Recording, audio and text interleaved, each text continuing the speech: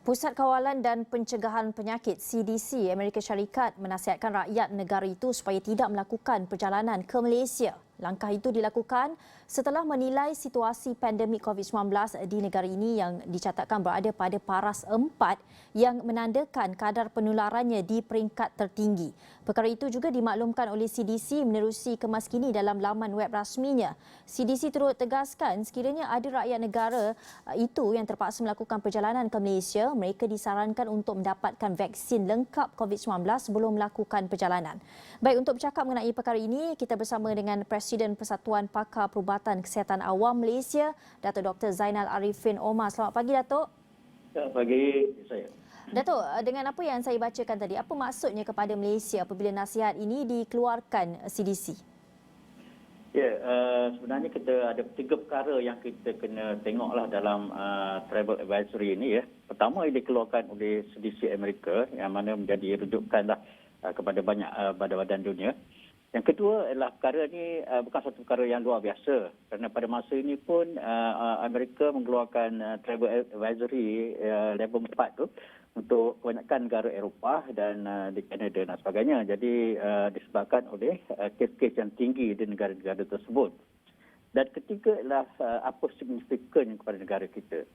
Jadi sebenarnya tidak begitu banyak kesan kerana sekarang ni pun negara kita mengamalkan satu kawalan yang ketat untuk kemasukan dan keluaran daripada negara, terutama daripada negara-negara yang mempunyai kes-kes tinggi. Jadi kita tidak risau sangatlah dari segi sama ada dia tidak mendatangkan orang daripada Amerika dan sebagainya ya. Itu kesan secara langsung. Tapi apa yang kita pernah kita kenal buat adalah bagi pihak berkuasa negara kita lah ya, sebab CDC ini adalah satu rujukan ataupun benchmark travel advisory. Jadi kita kena lihat bagaimanakah dia punya status di negara-negara jiran kita, mesti di Singapura, di Thailand. Jadi kita tengok apa yang kita boleh lakukan lagi untuk kita mengurangkan kes-kes kita. Dan orang katakan status itu akan berkuranganlah daripada level 4 pada 3, 2 dan 1 dan sebagainya. Ya, saya.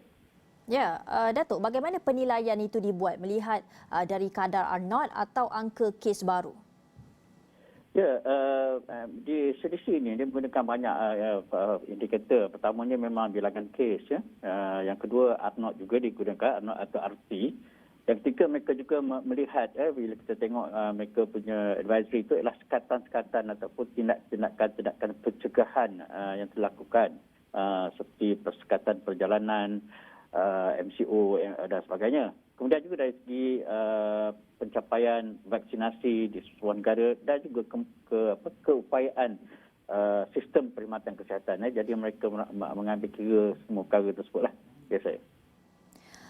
Datuk, pandangan Datuk sendiri ya, bagaimana kita nak membendung kadar penularan kita secara dengan lebih cepat ketika ini? Ya, pertama kita lihat bahawa bila kes berlaku di negeri-negeri yang kita lihat sekarang, jadi pihak kesihatan akan membuat banyak contact tracing, test dan juga saringan ya. Jadi pada masa yang sama juga masyarakat di samping kita lihat angka-angka itu, kita juga mesti mengambil tindakan sendiri ya. Misalnya sekarang ni di sekolah ya. Jadi kita lihat bila berlaku kluster atau kes sekolah, jadi ibu bapa mesti menghadkan gerakan anak-anak mereka di sekolah. Begitu juga dengan event-event sosial seperti majlis-majlis pada masa sekarang ya. Jadi kita tahu bahawa kes kita ada banyak dan bila berlaku kes, kementerian akan meningkatkan pengesanan, maka dengan itu kes akan tinggi lagi. Ya. Jadi kita mesti stop perkara yang boleh menyebabkan penyebaran tadilah. Ya, saya. Ya, ada juga yang merasakan bahawa segerakan pemberian vaksin kepada rakyat juga boleh membantu mengurangkan jangkitan. Pandangan Datuk sendiri mengenai perkara ini? Ya, sebenarnya kita kena jelas bahawa pertama vaksin itu bukanlah yang katakan boleh melindungi sepenuhnya untuk dan juga boleh menyebabkan penurunan jangkitan pada kadar segera. Tapi insya-Allah dengan kita meningkatkan liputan vaksinasi itu, jadi akan juga memberi kesan pada penyebaran kes. Jadi kita rasakan bahawa jika kita punya stok yang mencukupi, jadi pihak berkuasa mestilah meningkatkan liputan secepat mungkin. Dalam masa 2-3 bulan ini kita telah mencapai 70 atau 80%. Jadi lebih mudah untuk kita mengawal. Ya, saya. Kita lihat kadar jangkitan kita pun ada hari naik, ada hari juga turun. Tetapi pada ketika ini, adakah sepatutnya rakyat bimbang dan juga mengambil waspadakan diri yang sangat tinggi, Datuk?